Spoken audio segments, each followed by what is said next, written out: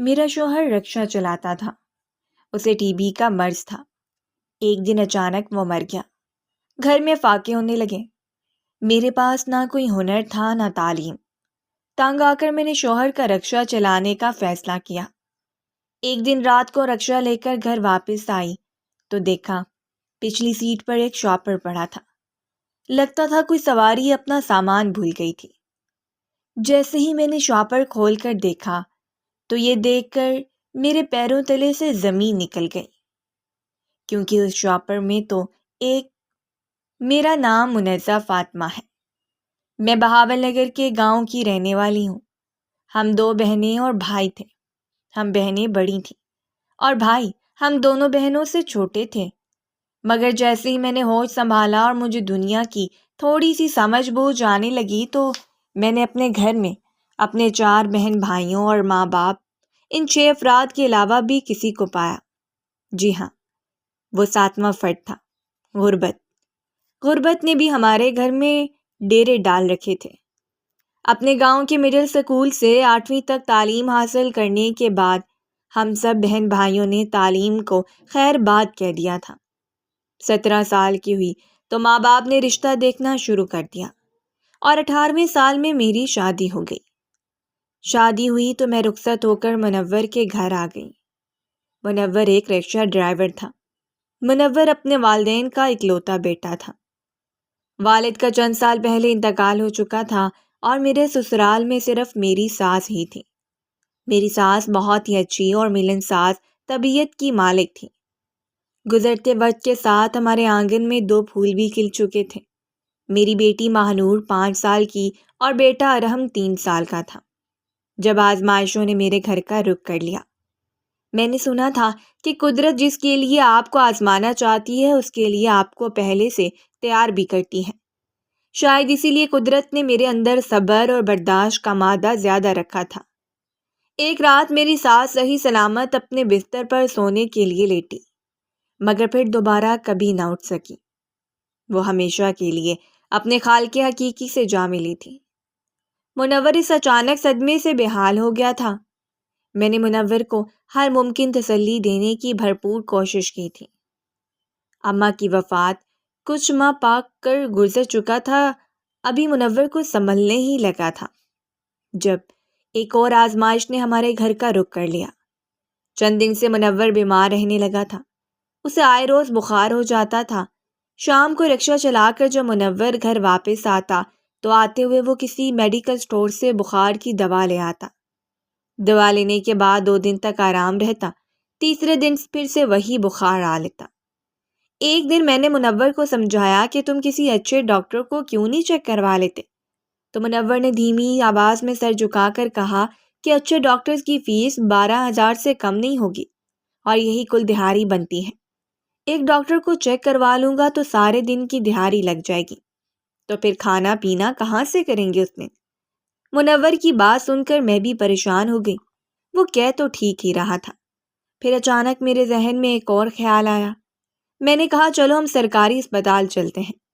اگلے ہی دن میں اپنے بچوں کو پڑوسن کے گھر بٹھا کر منور کو لے کر سرکاری اسپتال چلی گئی۔ ڈاکٹر نے منور سے علامات وغیرہ پوچھنے کے بعد کچھ ٹیسٹ لکھ کر دیے، جسے ہم نے وہیں سے سرکاری اسپتال سے ہی کروایا۔ ٹیسٹ کی رپورٹ 1 گھنٹے تک ملنی تھی۔ میں اور منور وہیں کوریڈور میں بیٹھ کر انتظار کرنے لگے۔ جب ٹیسٹ کی رپورٹ ہمیں ملی اور ڈاکٹر نے دیکھ کر بتایا تو معلوم ہوا کہ خیر نہیں ہے۔ منور کو ٹی بی جیسا مورزی مرض لاحق ہو گیا تھا۔ ہم دونوں ہی ڈاکٹر کی بات سن کر پریشان ہو گئے۔ غریب گھر میں جہاں 2 وقت کی دال روٹی مشکل سے پوری ہوتی ہے، وہاں اتنی بڑی بیماری سے لڑنا ہمارے لیے پریشانی کا باعث تھا۔ خیر، ہم دونوں میاں بیوی دوا لے کر بوجھل دل اور مردہ قدموں کے ساتھ گھر واپس آ گئے۔ پہلے بھی میری زندگی کوئی اچھی بھلی نہیں تھی، مگر جیسے بھی تھی میں شکر کے ساتھ اسے جی رہی تھی۔ مگر اب تو جیسے میری زندگی کو گرہن لگ چکا تھا۔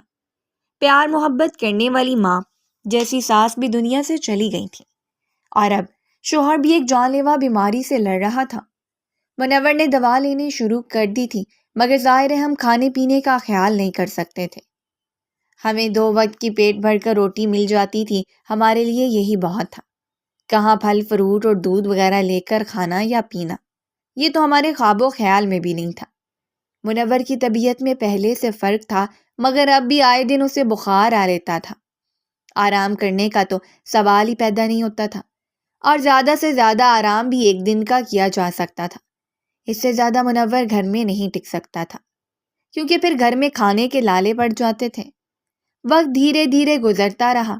منور دوا تو لے رہا تھا، مگر مکمل آرام اور مناسب خوراک نہ ہونے کی وجہ سے منور صحت یاب ہونے کی بجائے دن بدن کمزور ہوتا جا رہا تھا۔ اور پھر آخرکار وہ دن بھی آ گیا جب منور نے رکشہ کھڑا کر دیا اور وہ بستر سے جا لگا۔ میری بھاگ دوڑ جاری رہی۔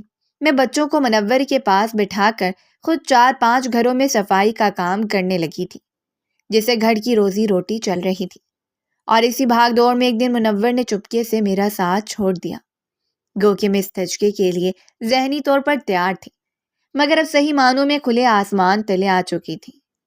2 وقت کی روٹی کے ساتھ ساتھ مجھے مکان کے کرائے کے بھی لالے پڑنے والے تھے۔ عدت کے بعد میں نے کڑا فیصلہ کیا۔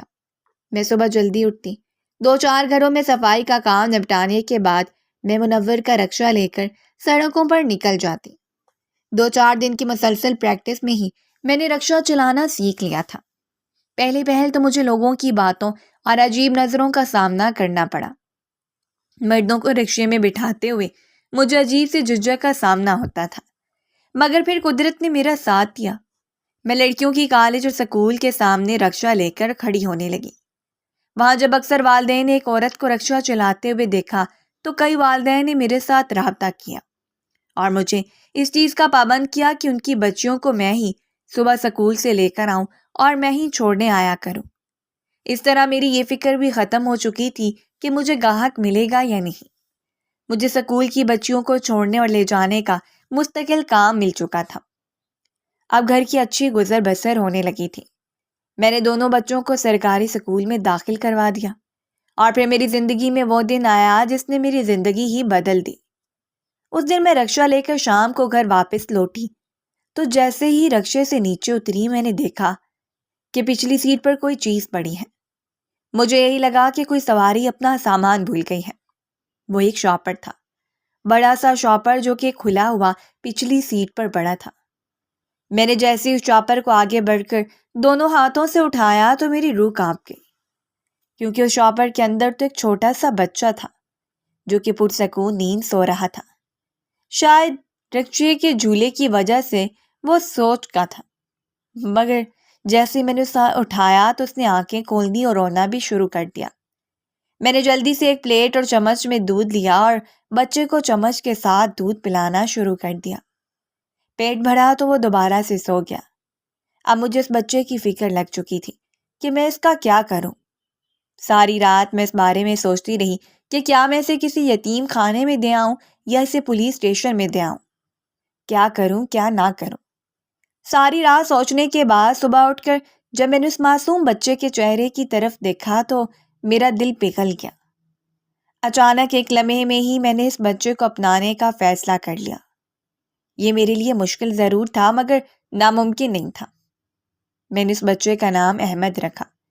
صبح میرے بچوں کے سکول جانے سے پہلے میں احمد کو اپنے بچوں کے پاس بٹھاتی اور جلدی سے 2-3 گھروں کی صفائی کا کام نپٹا لیتی۔ اس کے بعد 8 بجے تک اپنے بچوں کو سکول بھیجتی اور پھر احمد کو ساتھ لے کر رکشہ لے کر نکل جاتی۔ احمد کو ساتھ رکھنا شروع میں میرے لیے مشکل تھا، مگر پھر میں نے ایک بیبی کیچر خرید لیا۔ اس بیبی کیچر کے ساتھ بچے کو اپنی کمر یا سینے پر باندھ سکتے ہیں۔ میں نے احمد کے لیے فیڈر بھی خرید لیے۔ اب میں بوتل میں دودھ ساتھ رکھتی اور شاپر میں فیڈر بھی رکھ لیتی اور بیبی کیچر کے ساتھ باندھ کر احمد کو اپنے آگے سینے پر باندھ لیتی، اور اسی طرح لڑکیوں اور بچیوں کو سکول کالج چھوڑ کر بھی آتی اور لے بھی آتی تھی۔ احمد کے آنے سے میری زندگی تھوڑی مشکل ضرور ہو گئی تھی، مگر ایک ماں ہوتے ہوئے میں اس کو کسی یتیم خانے میں دلانے کا حوصلہ جمع ہی نہیں کر پائی۔ میں اکثر احمد کے معصوم چہرے کی طرف دیکھ کر یہ سوچتی تھی کہ اس کی ماں نے کس حوصلے سے اسے رکشے میں چھوڑا ہوگا، اس کی کیا مجبوری ہوگی۔ خیر، وقت کا کام ہو جانا ہے، وہ یوں ہی دھیرے دھیرے گزرتا رہا۔ میں نے اس طرح احمد کو اپنے ساتھ باندھ کر 2 سال گزارے۔ جب احمد چلنے پھرنے کے قابل ہو گیا تب میں اسے ویسے ہی اپنے ساتھ پیچھے رکشے کی سیٹ پہ بٹھا لیتی تھی۔ اسی طرح میں زندگی کی گاڑی کو مسلسل گھسیٹ رہی تھی۔ احمد 5 سال کا ہو گیا تو میں نے اسے اپنے بچوں کے ساتھ سرکاری سکول میں داخل کروا دیا۔ دھیرے دھیرے بچے جوان ہو رہے تھے اور میرے رکشے کا کام بھی بڑھتا جا رہا تھا۔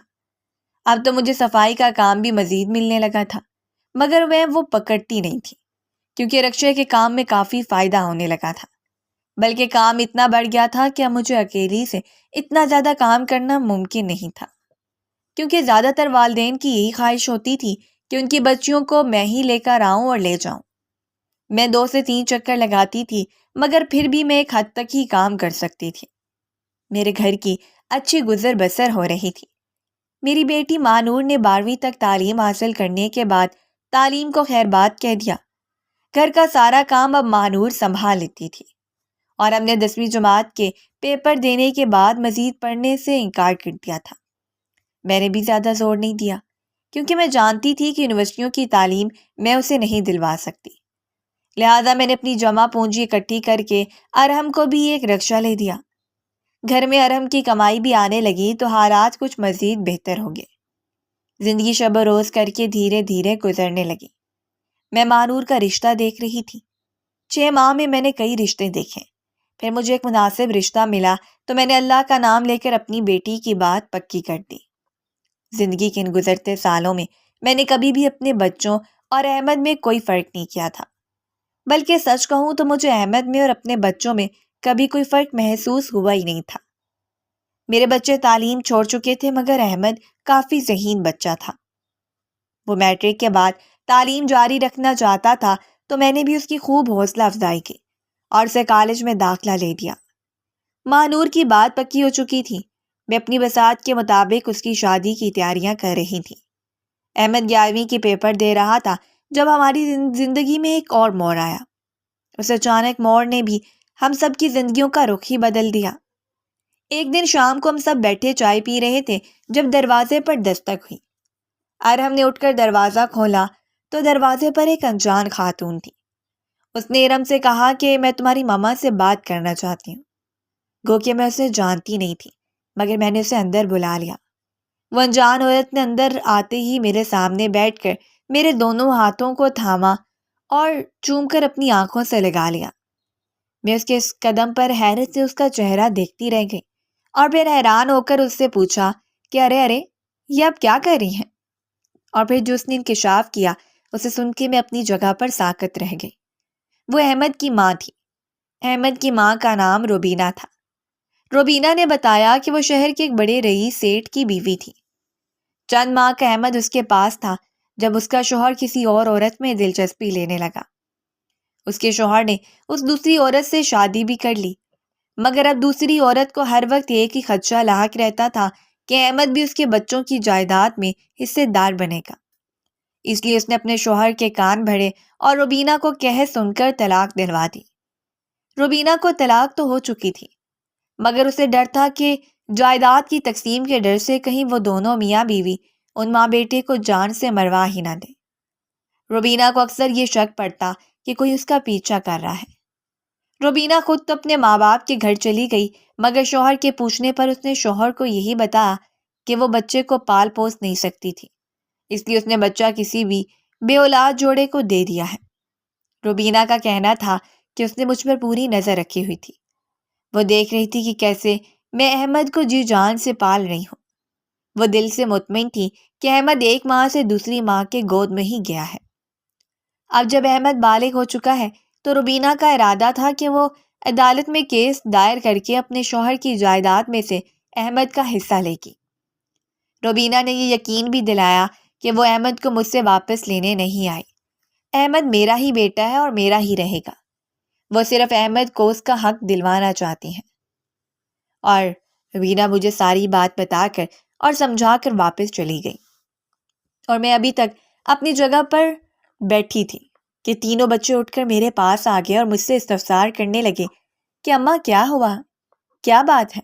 آپ اس طرح کیوں بیٹھی ہیں؟ میں نے جب انہیں ساری بات بتائی تو میرے بچے جو کہ اس بات سے پہلے ہی واقف تھے مگر ہمارے گھر میں کبھی اس بات کا تذکرہ تک نہیں ہوا تھا کہ احمد میرا بیٹا نہیں ہے۔ اور جب احمد کو اس بات کا علم ہوا تو وہ حیران پریشان نظروں سے میری طرف دیکھ رہا تھا، اور پھر جذباتی انداز میں آنکھوں میں آنسو لیے وہ ایک دم آگے بڑھا اور میرے سینے سے آ لگا اور بے اختیار میرا منہ اور ماتھا چومنے لگا۔ میں اس کے اس انداز پر مسکرا رہی تھی اور احمد کہہ رہا تھا کہ اماں، آپ نے کبھی اس بات کا ذکر ہی نہیں کیا، نہ کبھی آپ نے مجھے پتہ چلنے دیا کہ میں آپ کا سگا بیٹا نہیں ہوں۔ میں نے بھی احمد کا ماتھا چوما اور کہا کہ بیٹا اس لیے کیونکہ میں نے کبھی تمہیں دوسرا سمجھا ہی نہیں، میں نے ہمیشہ تمہیں اپنی اولاد ہی سمجھا۔ احمد مسکرا کر میرے ہاتھ چومنے لگا اور ارحم اور مہنور دونوں کھڑے مسکراتے ہوئے احمد کی حرکتیں دیکھ کر ہنس رہے تھے، اور اس کے بعد روبینہ نے جو کہا وہ کر کے بھی دکھایا۔ چند دن بعد ضروری کاغذی کارروائی مکمل کرنے کے بعد اس نے عدالت میں کیس دائر کر دیا۔ تقریباً 2 سال تک عدالت میں شکست چلتا رہا، مگر بالآخر احمد کو اس کا حق مل ہی گیا۔ احمد کا باپ شہر کا امیر ترین آدمی تھا، اس لیے احمد کے حصے میں ایک فیکٹری، ایک کوٹھی، کئی دکانیں اور کئی ایکڑ زمین بھی آئی تھی۔ گو کہ عدالت کے اس فیصلے سے احمد کی سوتیلی ماں بری طرح تلملا رہی تھی، مگر یہ تو احمد کا قانونی اور شرعی حق تھا جو کہ اسے ملنا ہی تھا۔ احمد کو اس کا حق ملنے کے بعد احمد نے اپنی کوٹھی میں شفٹ ہونے کا فیصلہ کیا۔ وہ ہم سب کو ساتھ لے کر اپنی کوٹھی میں شفٹ ہو گیا، اور خوشی کی بات یہ ہے کہ اس نے روبینہ کو بھی اپنے ساتھ چلنے کا کہا اور روبینہ مان بھی گئی۔ اس کوٹھی میں شفٹ ہوتے وقت ہم نے احمد کے مشورے سے ہی اپنے دونوں رقچے ایک ضرورت مند گھرانے کو دے دیے تھے، کیونکہ اب ہمیں ان کی ضرورت نہیں تھی۔ احمد کی زمین اور فیکٹری سے اچھی آمدنی آتی تھی۔ مہنور کی شادی کر کے ہم نے اسے اس کے سسرال رخصت کر دیا تھا۔ احمد اور ارحم اب دونوں فیکٹری جاتے ہیں۔ دونوں بھائیوں نے فیکٹری کا نظام اچھے طریقے سے سنبھال لیا ہے۔ کچھ عرصہ گزرنے کے بعد احمد کے باپ کا رویہ بھی اس کے ساتھ ٹھیک ہو گیا تھا۔ اس نے احمد سے ملنا جلنا بھی شروع کر دیا تھا، کیونکہ اس شخص کا دوسری بیوی سے 3 بیٹیاں اور ایک ہی بیٹا تھا جو کہ 1 نمبر کا آوارہ تھا، اس لیے اب اس کی ساری امید احمد سے ہی وابستہ تھی۔ قدرت نے ایک دم سے میرے سارے دکھ درد اس طرح دور کر دیے ہیں کہ یوں محسوس ہوتا ہے کہ زندگی میں کبھی کوئی دکھ تھا ہی نہیں۔ میں اور روبینہ اب سارا دن گھر میں فارغ ہی رہتی ہیں، کرنے کو کوئی کام ہی نہیں ہے، اس لیے ہم دونوں نے اب اپنے لیے ایک نئی سرگرمی تلاش کر لی ہے۔ میں اور روبینہ پوری شش و مد سے ارحم کے لیے رشتہ دیکھنے جاتی ہیں۔